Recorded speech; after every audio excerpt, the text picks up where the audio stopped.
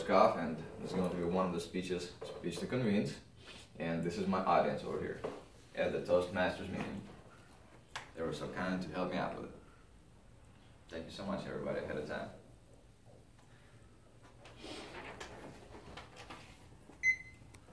I'm going to accomplish several things today, and one of the things I'm going to try to accomplish is convince you to re-examine your thoughts and believe that impossible is possible.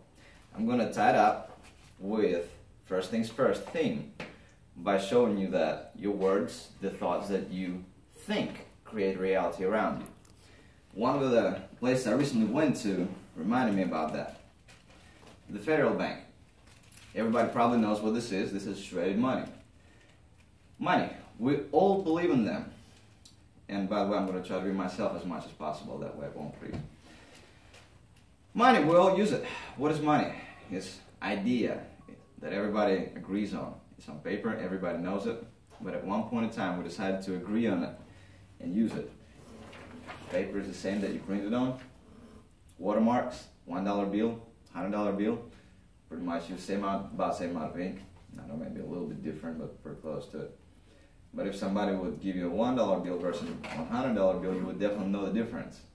Why? Because you know what it is, because you believe in it. To somebody who never seen it, it's just paper with some pretty picture. So, what are some of the things we believe in today?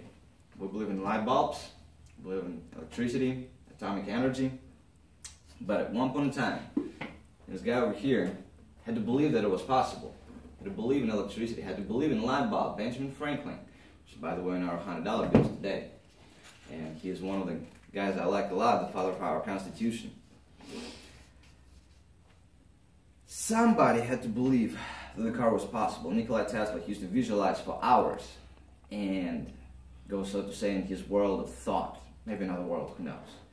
And then he would come back and try to make things possible, actually engineer them. Talking about the mechanics. Mr. Leon was talking about that earlier. Somebody had to think of that. I used to work at a construction company, at a Chuchu Construction. It's not as huge as some other companies, it's a local company, but it's all over Georgia. Some of you might have run into them. And my job was a construction estimator.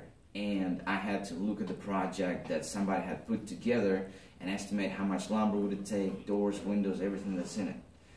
So that was the process of thinking, of believing that idea of a house, of a huge building could come, be laid out on paper and then brought into reality.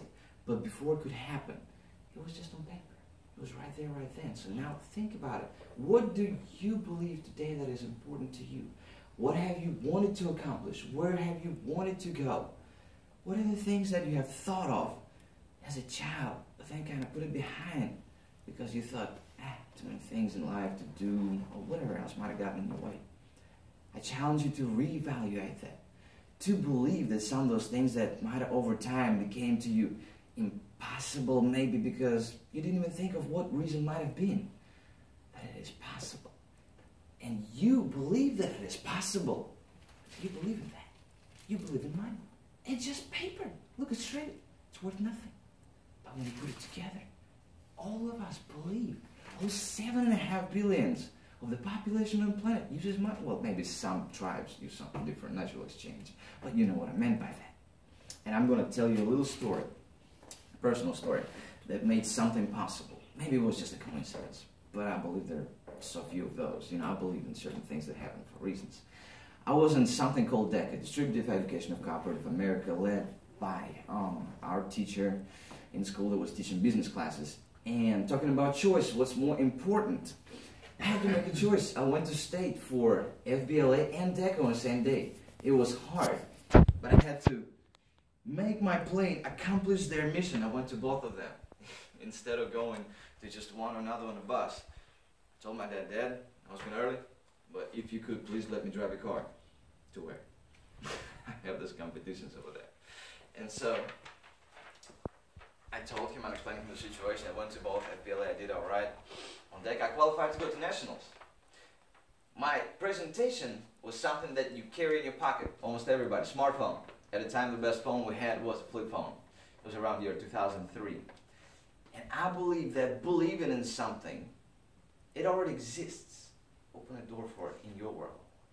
And then somehow, by strange coincidence, after I made that presentation, it wasn't, detailed schematic of everything that's in a cell phone. It was just like this. I was presenting it to somebody, to a person that was my evaluator. And when that person went through everything, I didn't win the nationals. It was fun. Climbed on the stage in Grand Ole Opry. That was a lot of fun too. I'll tell you that story some other time. But I started believing that it was possible. And guess what was the amazing thing? Next year, the first HTC 6700 at Altel appeared out of nowhere. I was like, wow. To me, it was amazing. There's a book called The Secret by Rhonda Burns that tells you about the power to create with your mind. She calls it attractive power. There is a term called mental equivalent that I have learned. Look into it. Rhonda Burns, The Secret. Reevaluate your childhood, your thoughts. Believe impossible is possible. First things first. You dreamt of them when you were a child. Now find them in you. And I will end my speech on that.